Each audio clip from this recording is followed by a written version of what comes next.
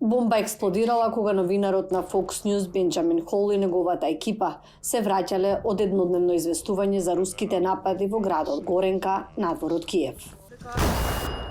Few seconds later, the second bomb landed just next to the car. И неколку секунди подоцна втора бомба слета веднаш до автомобилот. Бевме петмина во автомобилот. Пиер, јас и Саша на задното седиште и двајца украинци кои возеа. Експлозијата од тој напад во 2022 година го оставила Хол без свест. Помислата на неговото семејство го потикнала да излезе од возилото. My daughter, my little 8-year-old daughter.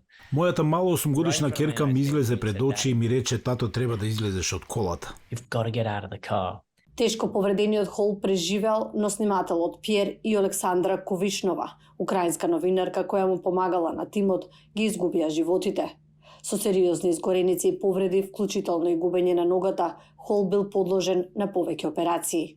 Искуството, вели тој, служи да ги потсети новинарите и публиката за ризиците што ги преземаат медиумите за да ги соопштат вестите.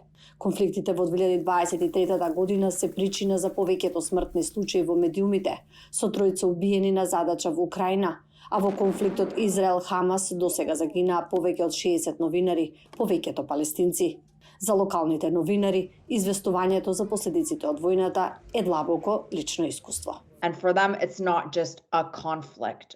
За нив тоа не е само конфликт. За нив тоа се нивните живот, семејство, општество, култура. Тоа се нивните градови. Деймон, која известувала за конфликтите во Сирија и во Ирак, вели дека и новинарите се во ризик да бидат намерно таргетирани. And Iraq was a very Ирак во тоа време беше многу опасно место за работа на новинарите. Имаше цена за нашите глави. Многу е различно кога новинарите се мета, наспроти тоа кога самите преземаат ризик да бидат во воена зона. За војната Израел-Хамас, групи како Комитетот за заштита на новинарите ја нагласуваат потребата новинарите да можат безбедно да работат. Нивната публика, вели Шериф Мансур, смета на нив.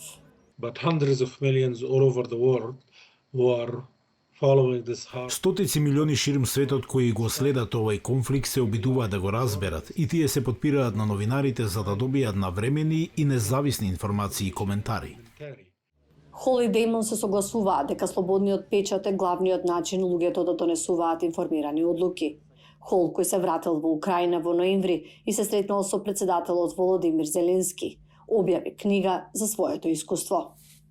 Тоа служи не само да ја раскаже неговата приказна, туку и да им одаде почит на колегите и пријателите кои го изгубиле животот.